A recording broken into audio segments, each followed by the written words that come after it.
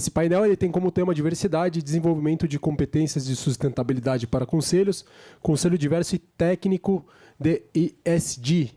E eu convido ao palco aqui a Sônia Consiglio, especialista em sustentabilidade, conselheira de administração e SDG, pioneer pelo Pacto Global da ONU. Por favor, Sônia. Convido também ao palco a Ana Guimarães, presidente do Conselho Consultivo do 30% Club Brasil. E Adriana Albanese, head de RI, coordenadora do Comitê ESG da AEGEA. E está conosco online o José Pulgas, sócio e head de sustentabilidade da Regia Capital. Por favor, Sônia, com você.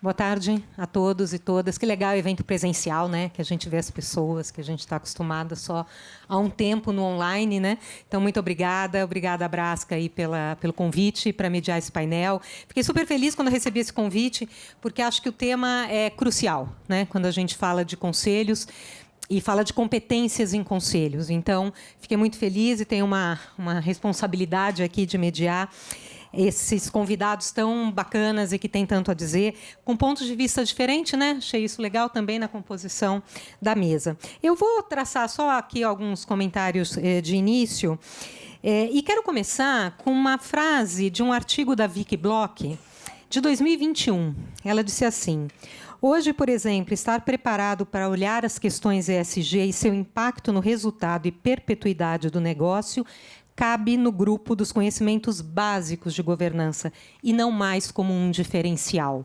Não mais há um bom tempo já, isso 2021. Agora, na verdade, quando a gente fala assim de competências básicas, né, ou competências dos conselheiros e conselheiras para entender todas as questões que envolvem ESG, passa por entendimento profundo, né? O famoso letramento. O meu artigo do Valor Invest na semana passada, eu falei exatamente sobre isso. Falei assim, quando é que a gente abre espaço na agenda para algo? Por quê que, né, você está aqui hoje? Por que a gente está aqui hoje? Porque vocês viram valor. Vocês falaram, eu vou tirar alguma coisa daquele lugar, então eu vou. E com os conselhos não é diferente, né, gente? Obrigada. Com os conselhos é isso também. Eu vou abrir espaço quando eu olhar, quando eu perceber o valor. E eu só percebo o valor quando eu entendo. Isso é meio óbvio, né? Então, o letramento, o entendimento profundo de que não é uma agenda, não é uma sigla, não é uma palavra, é uma transformação de modelo de mundo que considera meio ambiente, pessoas e a forma que a gente faz, junto com as questões econômicas. Então, passa por esse letramento.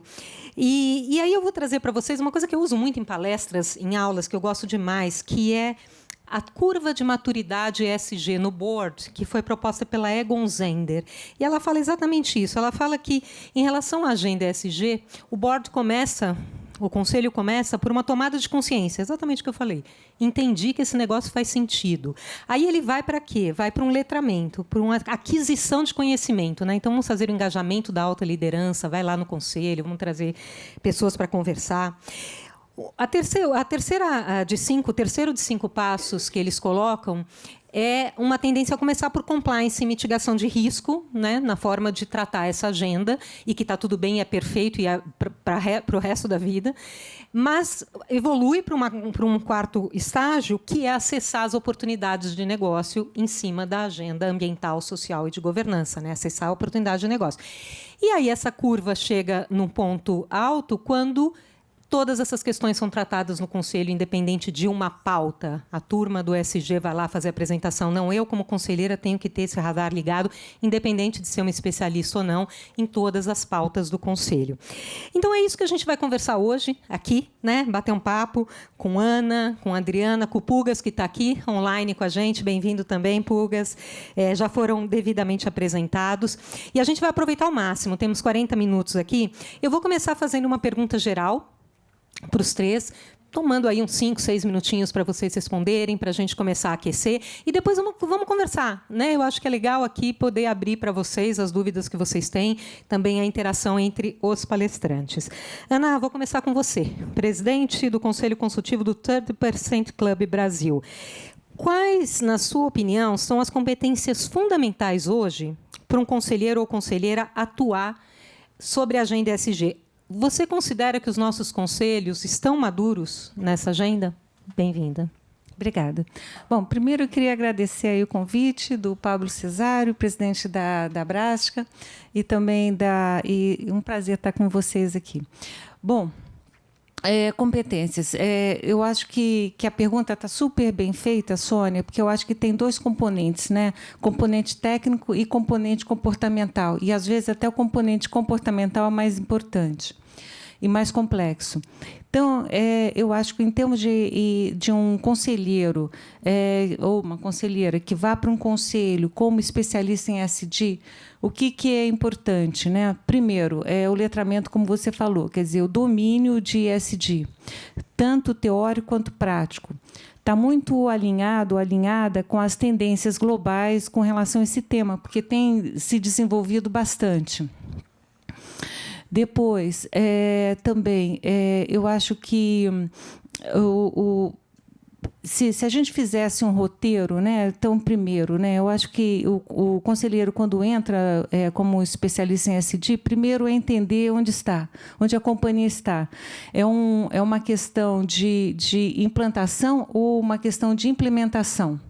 Se é uma questão de implementação, eu acho que esse diagnóstico que o conselheiro deva fazer é importante com relação ao entendimento desse estágio, em termos de como o ESG está integrado nos relatórios financeiros e se esse tema é tema de planejamento estratégico.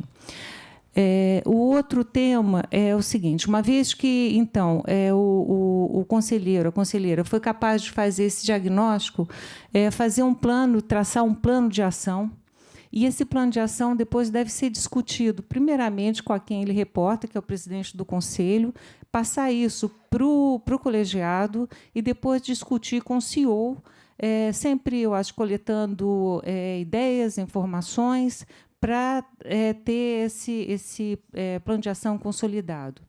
E eu acho que depois também, não só com o CEO, mas, se for possível, com os demais stakeholders e shareholders, né, que seriam os investidores institucionais e também os acionistas. E depois, findo isso, eu acho que cabe também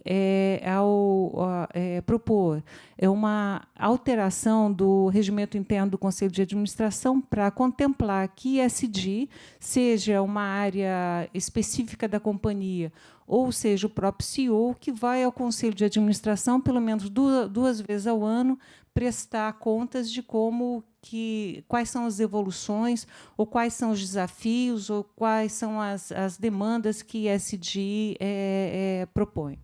É isso. Muito bacana, Ana. Acho que aí você já trouxe até um how to do, né? Muito bom. Adriana... Peraí, eu esqueci as competências comportamentais. Deixa eu só falar bem rapidamente. As competências comportamentais. Primeiro, ouvir, né? Capacidade de ouvir. Depois, a capacidade de argumentar. Depois, a resiliência, porque não entender também que nem todos estão alinhados com essa agenda, então, essa capacidade de resiliência é importante, e tentar avançar, né? E, no final das contas, não esquecer que, mesmo o especialista em ESG, ele faz parte do colegiado. E o colegiado governa, o Conselho de Administração, ele governa a companhia. Então, governa a companhia. Quais são as duas visões fundamentais? Primeiro, desenvolvimento sustentável de longo prazo e remuneração ao acionista, que é o que ele quer, distribuição periódica de dividendos. Acho que era isso. Obrigada. Imagina, ótimo complemento. Muito bom, Adriana. Vamos ouvir o ARI, no caso? A ARI e a coordenadora do Comitê ESG da EGEA. E é bom, né? Porque aí você tem a visão da executiva aqui no contato com o conselho. Você está dando nota boa para os conselhos, Ana, em ESG? Bom, em primeiro lugar, Adriana, muito obrigada aqui ao convite, a Abrasca. Prazer enorme estar com vocês nesse painel. O Pugas, que é um companheiro aí de vários eventos, está online. Mas é muito bom estar aqui. E aí, falando um pouco como executiva, né, e só para dar um contexto, a EGEA, que é a empresa que eu trabalho, a EGEA é uma empresa de saneamento, é uma empresa relativamente jovem, a gente existe há 14 anos. Hoje atende 766 cidades em 15 estados do Brasil. É uma empresa que não é listada, mas ela é aberta, registrada na CVM desde 2014. E quando a empresa nasceu, né, assim, é natural que a gente está num setor Muitos da gente talvez não conheça a realidade do saneamento no Brasil, mas hoje são cerca de 100 milhões de pessoas que não têm acesso à coleta e tratamento de esgoto. Então, a gente nasceu com esse propósito, né, de conectar a próxima casa, de crescer nesse Brasil profundo, levando o saneamento para cidades, muitas vezes de 3 mil habitantes, 10 mil habitantes, mas cidades também grandes como Manaus, que tem 2 milhões de habitantes, 200 mil vivendo em palafitas, com uma renda média muito baixa. Então, a companhia, quando ela foi criada, na sua concepção, ela já tinha esse propósito, né, de levar dignidade, saúde por meio do saneamento, mas também tinha uma questão muito forte de governança corporativa, de acesso ao mercado de capitais. Quando a EGEA foi criada, a companhia entendeu que esse acesso ao capital estruturado, ao capital disponível, tanto no mercado de capitais local quanto no mercado internacional, era muito importante. Então, a empresa nasceu justamente como vocês duas falaram. É bom ouvir quando a gente ouve alguém falando o que tem que ser feito e a gente vê o que a empresa fez, né? Esse olhar de riscos, de compliance, até porque é uma empresa que presta o serviço público, né? Então, esse foi um pilar. O pilar de relacionamento com o cliente. Então, a empresa é uma empresa de... Muita gente enquadra aí já como infraestrutura, mas a gente se vê como uma empresa comercial. São 33 milhões de clientes que a gente atende 24 horas por dia, 7 dias por semana, levando água para a corrente sanguínea das pessoas. Então, é uma preocupação muito grande de atender bem esse cliente e ter uma licença social para operar. Nesse processo de estabelecimento da licença social, de levar o saneamento, a companhia acabou recuperando ecossistemas, dando acesso pela primeira vez para muitas pessoas que vivem em comunidade, em favela, até o primeiro banho de chuveiro, até a oportunidade de viver sem o contato com esgoto, né? Foi o que a gente fez nas palafitas em Manaus, em alguns projetos pilotos. Então, quando chegou em 2021, a gente já tinha uma estratégia de sustentabilidade muito clara e vinculada à geração de valor de negócio. Só que a gente voltou para dentro e falou, acho que a gente precisa começar a aproveitar um pouco esse apelo que a companhia tem para acessar o capital e melhorar a nossa reputação no mercado. Então, foi nessa época que surgiu o Comitê ESG. Foi uma iniciativa, inclusive, que foi puxada assim, pelo Conselho, né, com esse viés de precisamos entender o que está acontecendo no mundo nessa iniciativa. Fizemos todo um roadmap. Então, na época, a gente contratou uma série de consultorias, ratings e etc., para entender onde que a gente estava, né, na comparabilidade do mundo, porque a tendência era sempre falar, não, a gente é ESG por natureza, a gente é ótimo. E aí, nesse processo de diagnóstico, a empresa viu tudo o que tinha para fazer e foi fortalecendo. Então, o Comitê ESG ele nasceu nesse momento. Na época, a gente tinha um intenso contato, não só do comitê interno, mas com o Conselho. Então, foi um processo muito, eu diria assim, intenso de letramento dos executivos e do Conselho.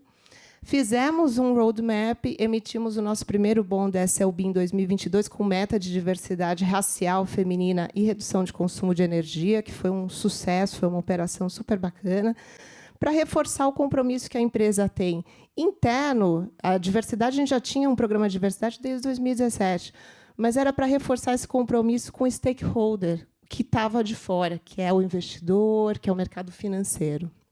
Então, só assim, né, já indo aqui para o final da minha fala, eu acho que assim, o Conselho ele foi fundamental para puxar essa agenda e fazer a empresa olhar para isso como uma estratégia de geração de valor para o negócio, né? A empresa ela quer ser diversa, a gente já tinha esse programa de diversidade, que era justamente para a gente se parecer com o nosso cliente. O Brasil é diverso, o Brasil é negro, o Brasil são as mulheres que pagam as contas, são as Chief Family Officers. Então, como é que a gente vai estar numa empresa, achando que a gente é uma empresa de infraestrutura, com a maioria engenheiros, naturalmente homens, brancos, sendo que a gente precisa cobrar da dona Rude, que mora na favela do Pavãozinho. Então, foi com esse olhar que a empresa se comprometeu com essa meta. Isso faz parte da geração de valor do nosso negócio. Isso reduz inadimplência, isso faz com que a população se reconheça na empresa pelos 35 anos. Da mesma forma, redução no consumo de energia. A energia é o maior custo que a empresa tem. né? E é um recurso esgotável. Então, a empresa migrou 100% para o mercado renovável, mas, fora isso, se comprometeu com a meta de reduzir o consumo de energia. Então, hoje, a gente tem mais de 20 bilhões de dívida emitida, dívida sustentável, Blue Bond, ESG, Green Bond, SLB Bond, debêntures azuis aqui no mercado de capitais, tanto local e internacional. E, sem dúvida, o Conselho puxou muito essa agenda dentro da companhia. Sônia, posso fazer uma pergunta para a Adriana? Posso? Manda. Adriana, eu Vocês considero... viram que eu fiquei na dúvida, né? Porque eu sou meio CDF, assim, sabe? Manda ver. Tá, bem rápido. Eu, como conselheira, acho muito importante relações com investidores, porque traz a voz do cliente, né? Então, o que eu gostaria de saber é o seguinte, né, Géia, como você, como relações de investidores, reportando para o conselho qual a visão do cliente de vocês com relação a ESG? A gente tem um comitê, né, de auditoria, que a gente tem lá os fóruns, enfim, periódicos para reportar. E eu acho que assim a nossa composição, a gente tem uma área de sustentabilidade na empresa e a gente tem um comitê SG que tem a minha participação, o diretor de sustentabilidade, o CEO, o CFO, área de novos negócios, operações financeiras. Então, o comitê SG ele serve justamente para trazer essa questão holística, né? Não é só o diretor de sustentabilidade falando que é importante uma política de biodiversidade, é a Adriana falando, olha, no rating a gente precisa ter uma política de biodiversidade, é a pessoa de operações financeiras falando que tem um fundo clima para a gente acessar recursos. Então, esse comitê ele deu um match muito bom por ter diferentes competências. E a gente reporta para o Conselho nos fóruns que existem, né, tanto no Comitê de Auditoria quanto na reunião do Conselho, todas essas iniciativas. Acho que o fato de ser uma empresa que, no fim do dia, é muito ambiental, esses temas estão sempre na pauta. Muito bom. Obrigada, Sônia. Imagina. Obrigada, Adriana, Ana. Eu acho que vocês trouxeram muito forte o que é fundamental, que é a conexão com o negócio, né? Quando a gente está falando dessas questões, não é uma agenda paralela, não é um mundo paralelo. E aí a gente vai para você, Pugas. A próxima vez você vem pessoalmente, porque senão a gente fica falando aqui, estou brincando. Bem-vindo aí. Pugas, conta do seu ponto de vista do investidor, né? Você da Regia Capital. Como devem ser os conselheiros e conselheiras? Quais são as competências? Como é que você vê a maturidade dos conselhos nas temáticas sociais e ambientais do teu ponto de observação? Bom, lá, primeiro, obrigado pelo convite. É um prazer ser uma cabeça flutuante gigantesca aí no palco. Adoraria estar com vocês, mas infelizmente fiquei preso aqui no Rio em algumas operações internas no escritório. Bem, é muito bom estar falando como investidor e também como conselheiro. É um papel duplo que a gente acaba assumindo, e é difícil a gente separar os chapéus da mesma cabeça. Mas como investidor, a gente tem percebido uma evolução imensa das temáticas socioambientais e a diversidade acaba sendo uma dessas. E eu quero focar um pouquinho antes de até entrar nas competências e o que é um formato de conselho perfeito, porque isso vai definir. Quando nós olhávamos o debate de clima, que foi o primeiro debate que ocupou muito a cabeça do conselho, pós questões de compliance, trabalhistas, etc., a questão do clima, no primeiro momento, ele era, por muitos conselheiros, considerado até um tema ideológico, um tema ideologizado. Então, você tinha conselhos rachados na questão do debate do clima, com muitos, inclusive, negacionistas. Hoje é meio estranho encontrar um negacionista climático. Você encontra um ou outro debaixo de uma pedra, em algum consultório psiquiátrico, mas você tem lá uma... Você hoje tem esse tema um pouco mais desbravado. O tema de diversidade ele encontra um momento muito semelhante. A gente tem percebido dentro do debate geral corporativo e no mercado financeiro internacional, ainda alguns financistas e alguns conselheiros e alguns executivos que acreditam que a pauta de diversidade e inclusão é uma pauta ideológica, não é uma pauta de estratégia de negócio. Isso já é um primeiro indício muito bom para os investidores. E aí entrando já na tua pergunta, Sônia. No momento que nós temos em um conselho ainda há uma dúvida sobre o valor estratégico da diversidade por um ou mais conselheiros, nós temos uma preocupação muito grave, muito séria. a gente começa a perceber que é difícil você ter debates mais profundos se o consenso da relevância do tópico ainda não foi amadurecido e aprofundado dentro de um conselho. Isso nos preocupa ainda mais quando a gente vê conselhos que taxonomicamente são diversos, ou seja, eles fizeram check the box, tem lá grupos minorizados, tem lá representatividade feminina. Tento ainda um debate sobre a relevância da diversidade e a inclusão como uma temática de competitividade estratégica da empresa. Isso se deve muito a um fato de ainda termos uma abordagem que a gente chama de abordagem estética de grande parte dos conselhos. Ainda tento, inclusive, aquela empresa, aquele executivo, aquele acionista que vai para um headhunting e pede que encontre alguém para cumprir uma cota, o que é uma visão totalmente equivocada. Uma coisa, a visão deveria ser, ok, como eu adequo a diversidade do meu conselho para ele ser representativo dos meus stakeholders, tanto internos como externos, e consiga trazer a esse conselho um exercício de humildade social de entender como esses diferentes lugares de fala interagem na observação do problema concreto no mundo real, para além do conforto dos escritórios.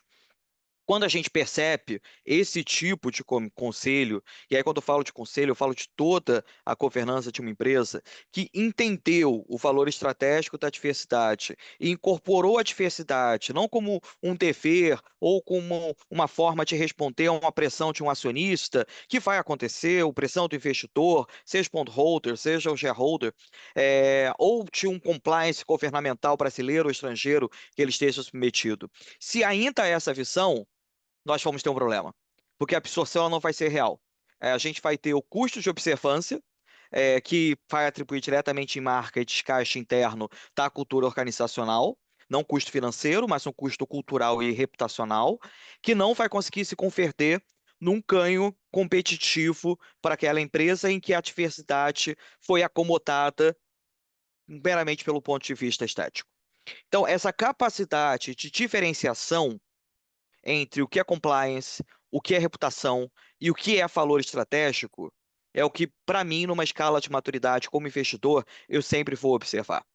Esses comportamentos que desdobram disso, eles entram na própria priorização de pauta de um conselho.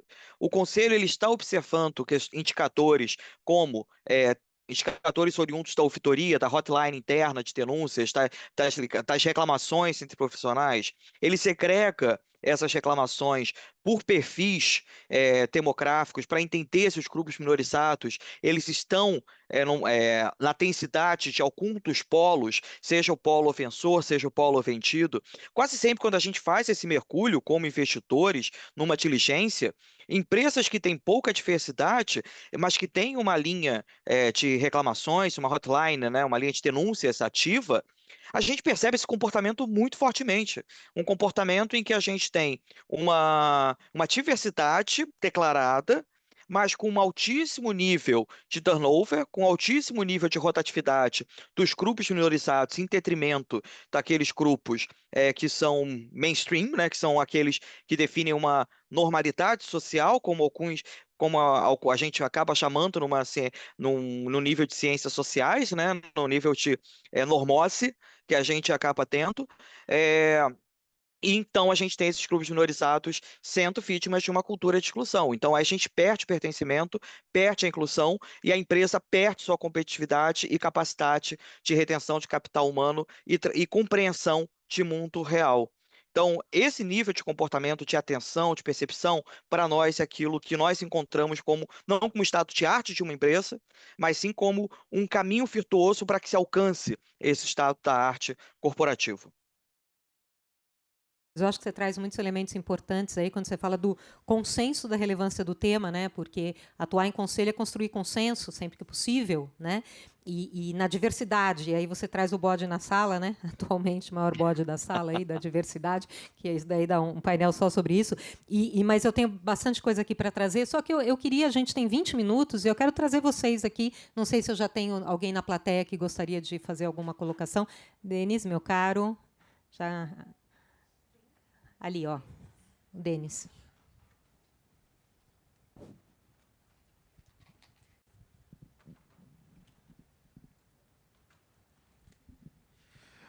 Bom, antes de mais nada, parabéns pelo painel. Eu estou muito feliz aqui de perceber mais um ponto que a Sônia sempre trouxe, que foi o ESG. E acho que hoje, pela discussão ao longo do dia, a gente percebeu muito que o ESG chegou. Não mexeu na sigla, mas a nossa discussão toda foi materialidade financeira, e as pessoas não aguentam mais ouvir eu falar sobre materialidade financeira. Todo painel fala de materialidade financeira, não só no que eu moderei. E eu queria aproveitar esse painel para discutir materialidade financeira. Porque eu enxergo a questão da diversidade, quando a gente vai falar de materialidade financeira, e materialidade financeira não é o jeito. A gente vai ter que seguir a metodologia de materialidade que a IASB preconizou para a materialidade até hoje. Como é que vocês enxergam essa conexão de diversidade com materialidade financeira e de caminhos e passos necessários para isso, pensando nesse tema específico inerente ao painel? É o bode, né? Quem gostaria? Bode? Acho que é um elefante. É isso aí. Você quer começar? Posso. Eu acho que a gente só tem aqui contextualizar exatamente DEI. Diversidade, equidade e inclusão. Então, acho que o Pulgas ele se referiu muito, acho que ele detalhou muito equidade e inclusão. Equidade, né? O que é importante um conselho ter equidade? Porque homens e mulheres são complementares, então são características diferentes. Então, conselho só de homens é péssimo, conselho de mulheres é péssimo, mas trabalhando juntos que faz a harmonia e leva a companhia para o futuro. Diversidade. Diversidade é uma premissa básica de todo conselho. Você precisa alguém, ou todos, conhecerem finanças corporativas, você precisa de alguém que domine o setor, precisa de alguém em cybersecurity, precisa de alguém, dependendo da companhia, em inteligência artificial e outros aspectos. Então, eu acho que a integração da materialidade é plena, né, dos critérios de ESG com a diversidade do conselho, porque, em teoria, todos devem dominar finanças corporativas. Eu não sei se consegui te responder. Sim e não. Ótimo, então vamos lá. Qual é o grande ponto da discussão? O ponto da discussão, que acho que o documento base de materialidade da IFRS, ele preconiza um equilíbrio tanto da questão quali, que é essa questão que você abordou com perfeição. A grande dificuldade para mim vai ser a discussão do quant. Por exemplo, quanto ter um conselho só de advogados Faria Limers traria de prejuízo para a minha companhia? Você tá voltando na competência, isso é bem interessante. Eu vou também falar alguma coisa, mas eu queria ver se Pulga, se a Adriana querem comentar. Se não, Se eu puder, um rápido Claro, comentário. claro. Por sorte, a gente está mudando vários dos preceitos. A gente vai ter a inclusão IFRS S1 e S2 como obrigatório nas abertas. A gente está tendo uma série de reinterpretações do próprio modelo em que a gente opera empresas e o capitalismo, exatamente pela estreiteza que a gente tinha perspectivas anteriores. E nessa questão da materialidade financeira e como se conecta ao nível de diversidade, estudos já temos inúmeros demonstrando o nível de adequação e celeridade das empresas quando elas são mais diversas, quando elas conseguem acomodar isso muito mais, seja em níveis de produtividade, seja em custos de captação e retenção de talentos. É muito difícil você isolar o lift factor, mas é totalmente passível você entender as consequências da falta de diversidade ou existência de diversidade. E quando a gente fala de diversidade em nível do conselho, ele não opera sozinho. A diversidade ela tem que ser transversal à empresa. Se a gente tem um conselho, como eu falei até antes, se a gente tem um conselho diverso, mas a gente não tem uma estrutura diversa e que seja inclusiva, que permita o senso de pertencimento do colaborador, a gente não tem uma estrutura produtiva e o impacto vai ser direto em materialidade financeira das empresas da perspectiva de análise. É mais ou menos quando a gente olha outros atributos que hoje são mais quantificáveis financeiramente, mas antes não eram. Vamos pegar aqui riscos climáticos, hoje é altamente precificável os riscos climáticos, mas muito mais porque o evento danoso, o dano causado pelas mudanças climáticas na empresa, se tornaram muito mais óbvios. A gente consegue isolar esse impacto. A diversidade como fator de retenção e captação de talentos, de aumento de produtividade, como fator isolado, ele ainda não está totalmente mensurável, e eu não sei se vai ser mensurável no futuro, porque é um fato entre vários outros. Mas ignorar que ele tem uma materialidade financeira, só porque nós não conseguimos ter um isolamento daquele fator e uma quantificação, entra naquele conceito que o Taleb chamava de racionalismo ingênuo, né?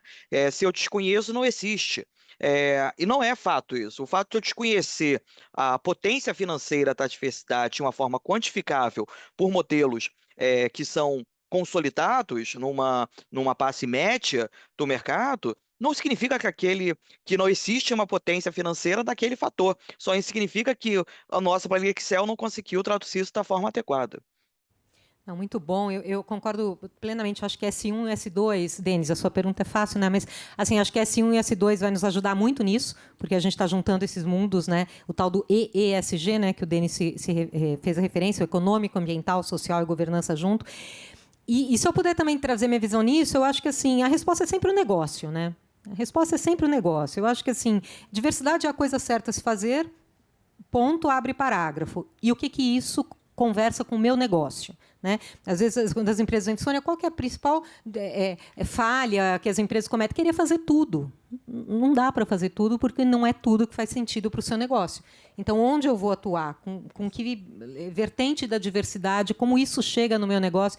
Então, eu acho que assim, o negócio é a resposta. Quer dizer, e certamente a gente tem respostas importantes para a diversidade, desde que eu faça a pergunta certa também. Né? Porque eu acho que às vezes a gente se perde um pouco ali na agenda. Mas você quer falar pelo que eu estou vendo? Manda.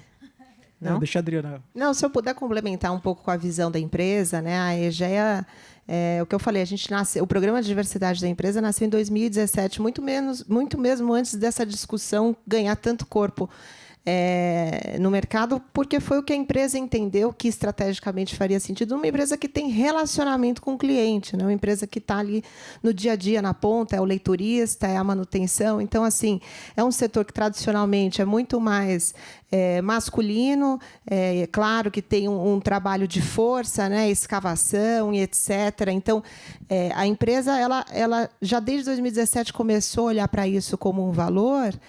E em 2021 a gente se comprometeu com a meta de diversidade racial e feminina do Bond, e hoje todos os executivos estatutários e VPs têm meta de formação de sucessão, de liderança feminina e liderança negra, com impacto no bônus variável, né? E a remuneração de longo prazo dos executivos chaves também estão vinculadas à questão de diversidade. Então, eu achei perfeita a colocação aqui do Pugas, enfim, das minhas colegas. Quer dizer, a diversidade, ela no conselho perfeito tem que ter também, mas isso tem que cascatear dentro da empresa e com essa visão estratégica de valor. Realmente é difícil mensurar, Denis, mas a gente consegue, por exemplo, ver na companhia.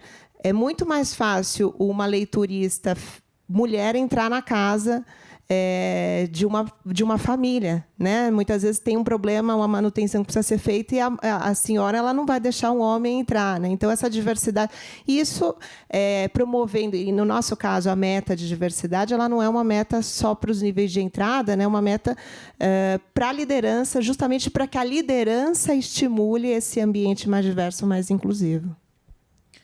Quer fazer um último comentário? Meu último comentário é justamente quando me pediram indicação para esse painel, eu trouxe a Adriana justamente porque eu sabia que ela tinha um ponto bem fora da curva no Brasil de case com o LinkedIn Loan.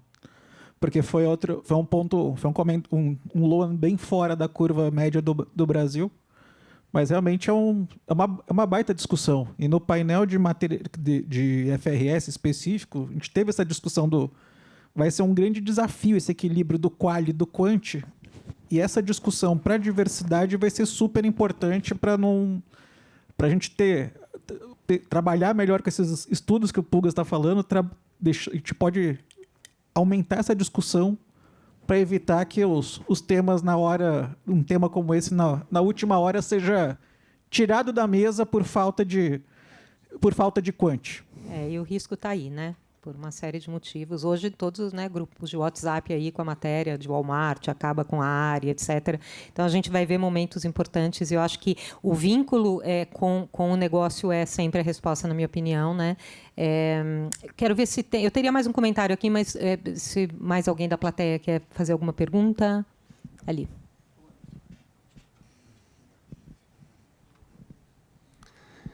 Boa tarde, meu nome é Silvio, sou da Sabesp, excelente painel. E na linha do tema, né, de competências e sustentabilidade para o Conselho, né, a gente tem visto que está ganhando mais relevância, foi um dos painéis aqui também, né, a questão da agenda da biodiversidade. E também tem crescido do olhar do mercado, principalmente capitais, né, com o TNFD, que acho que tem uma tendência futura que ele vai virar também, né, um S3, acho que tem sido falado bastante. Como vocês têm visto, né, nos conselhos, como introduzir essa questão da biodiversidade, né, como uma pauta que tem uma amplitude muito maior, uma complexidade maior do que o climático? Obrigada. Eu vou começar pelo Pugas aí. Pugas, agora eu vou começar por ti. Perfeito, esse é um tema que eu amo. Então,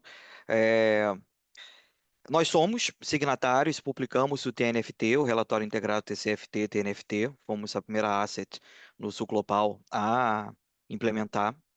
E algo que nós temos visto, e eu concordo totalmente com a sua perspectiva, é que sim, deve virar um S3 em breve, não há dúvida, não muitas dúvidas em relação a isso, a uma obrigatoriedade, principalmente pelo fato de a gente conseguir até um interessamento de materialidade financeira, que foi mencionado anteriormente, para recursos naturais de biodiversidade.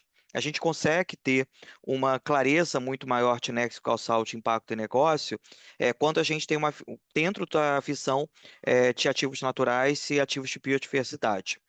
A gente tem percebido um aumento de interesse em biodiversidade nos conselhos por alguns fatores de ordem econômica, outros fatores de pressão do próprio zeitgeist, né, do momento que a gente vive. Do Zeitgeist, a gente está vendo a questão da Amazônia e da COP30 muito forte no debate de todos. Então, isso naturalmente acaba pautando o conselho de como posicionar empresas num debate em que a gente vai ter a COP30 na Amazônia, em Belém, no Brasil, que é um país mega diverso. A segunda pauta que a gente começa, o segundo fenômeno que a gente vê aumentando o interesse dos conselhos e empresas no tema de biodiversidade é através da perspectiva de soluções baseadas em natureza. Essa é uma temática que tem ficado cada vez mais forte no debate. Quando a gente fala de soluções climáticas, a gente também tem visto no Brasil uma preponderância de soluções climáticas baseadas em natureza. E um outro fator que é relevante para avanço da biodiversidade nessa perspectiva ainda de soluções baseadas em natureza, que gera uma oportunidade econômica, é a apreensão de algumas empresas que estão no mercado regulado de carbono, recém-aprovado pelo Congresso e indo para a sanção presidencial, da necessidade de garantia de fornecimento de um carbono de alta qualidade por um longo tempo e que tenha um preço aceitável, um preço tolerável. E o Brasil ele tem as capacidades para que esse carbono oriundo de natureza ele tenha uma validade grande para essas estratégias das empresas participantes do mercado regulado e, por que não, uma nova fronteira de exploração de receitas a partir de créditos de carbono de alta integridade que obrigatoriamente demandam co-benefício de biodiversidade. Então, a biodiversidade ela alcança, na minha opinião, no Brasil, um status muito semelhante ao que tinha da própria transição energética no início do debate do carbono no norte global. Então, a gente não começa a discussão de carbono muito forte em energia, mas começa uma discussão de carbono extremamente forte em natureza, onde a biodiversidade é um elemento obrigatório de qualquer debate. Muito bom. Ana, Adriana, algum complemento? Eu acho que, Silvio, pensando aqui, né, como empresa de saneamento, a gente tem discutido bastante essas questões de biodiversidade, muito associada à resiliência climática. A gente tem enfrentado, como uma companhia que está espalhada nos 15 estados do Brasil e exposta a diversos regimes hídricos e bacias e clima, temperatura. Mas, no geral, a ameaça ela tem sido constante, né? Então, a gente tem observado, por exemplo, Manaus, que era uma cidade que a gente sempre falou que tem recurso hídrico suficiente para abastecer o Brasil inteiro, viveu o segundo ano de seca, né, com o Rio Negro baixando num nível que historicamente não existe. Então, a nossa lógica de olhar para a diversidade lá internamente, seja no Comitê SG, passando isso para o Conselho, nas discussões que a gente tem sobre resiliência climática, tem sido muito nessa... vou até falar um termo que o nosso CEO fala, a gente precisa plantar água. Então, é com essa visão, né, assim, a gente precisa garantir o suprimento de água, e não tem como fazer isso se a gente não olhar para a biodiversidade. Então, a companhia lá, avançou no Floresta Viva, a gente está com um projeto que a gente acabou de iniciar, plantio, com WWF no Mato Grosso, mas cada vez mais a gente vê essa discussão se tornando muito estratégica, porque, no fim do dia, é o recurso que a gente serve para o nosso cliente. Se a gente não tem água, a gente não tem produto, né? No meu caso, nos conselhos que eu faço parte, quer dizer, e são, eu acho que tem faturamento relevante, né? 21 do 26 bi, outro 1,2 bi. E no 30% é como se fosse uma ONG. Mas o que acontece? Talvez pelos setores que atua, que é saúde, educação e telecomunicações, quer dizer, vou ser bem franca, ESG não está na pauta do Conselho. O que a gente tem, enquanto conselho, que a gente tem promovido bastante é o seguinte, são discussões estratégicas, inclusive inverter, fazer o accountability depois e discutir estratégia antes. No caso do 30% Club, a gente atua no social, né? Porque o 30% Club, qual o objetivo? É uma iniciativa global que nasceu no Reino Unido, tem por objetivo voltado aos países do G20 e tem por objetivo promover 30% de mulheres nos conselhos de administração das 100 maiores companhias do mercado de capitais. Por que as 100 maiores companhias? Porque nós somos voltados aos países do G20 para nós sermos comparáveis, né? Então, hoje, o Brasil tem, nas 100 maiores companhias, tem 21% de conselheiras e a nossa visão 2026 é atingir 30%. Nós não somos uma iniciativa de liderança feminina, porque o nosso foco é quem tem a responsabilidade e o poder de promover as mulheres para os conselhos. Quem são? Os acionistas, os investidores institucionais, presidentes de conselhos, CEOs e demais stakeholders. É isso. Tá ótimo, obrigada, viu? Ana, pessoal, a gente tem 2 minutos e 24, então eu vou pedir uma fala final dos nossos convidados, do nosso convidado e das nossas convidadas. Depois faço um fecho aqui também no painel. A não ser que tenha alguma pergunta fundamental que, se eu não passar... Não, né? Então, tá bom. Legal, gente. Então, vamos lá. Pugas, vou começar contigo aí no online. Sua palavra final para a gente. Perfeito, gente. Eu acho que a mensagem que a gente pode deixar no final de um dia como esse, de palestras, é um entendimento de que não teremos rupturas muito significativas de modelos econômicos se não tiver fatores externos que gerem essa ruptura. Aí a gente entra na ideia de como tornar as nossas instituições antifrágeis, como que elas podem crescer dentro de adversidades que estão sendo cada vez mais, que a gente chama inéditas, mas de fato não são extremamente previsíveis, só começam a ser cada vez mais recorrentes nas nossas estruturas. A melhor forma da gente construir essa antifragilidade nas nossas organizações é a promoção da diversidade, é a promoção de uma perspectiva múltipla, que isso sim vai definir uma vantagem competitiva nos próximos anos. Se antes as vantagens competitivas estavam em fatores regulatórios, geopolíticos, ou de estoque de capital, seja ele de qual for, financeiro ou físico, cada vez mais a gente observa que a qualidade, a diversidade, a abundância do estoque de capital humano, não só aquele retido, mas aquele que possa ser captado, é o que realmente define uma competitividade a longo prazo para qualquer empresa. E como os conselhos têm que preservar o interesse de longo prazo, é no capital humano que esses conselhos devem cada vez mais focar. Pugas, obrigada. Ana, sua palavra final? Assim, eu gostaria de trazer, obrigada, Sônia, gostaria de trazer uma boa notícia. O Brasil, esse ano, preside o G20. E na semana passada, houve a reunião da cúpula do G20 no Rio de Janeiro. E o G20 tem como assessor o B20, que é o Business 20. É um comitê que ele formula as recomendações para as reuniões do G20. E uma das recomendações é que os países do G20 adotem como prioridade a temática DEI. Então, acho que isso é muito positivo. Sem dúvida. Adriana? Bom, eu acho que do ponto de vista aqui quando a gente pensa no futuro, né, a transformação ela passa por todos nós. Então, eu como executiva e que acompanhou essa evolução na empresa, eu estou há 7 anos na Egea, mas acompanhei aí a empresa é uma startup. A gente hoje está com 7,5 bi de EBITDA, mas quando eu entrei na empresa era 400 milhões de EBITDA, então cresceu muito nesses últimos 7 anos.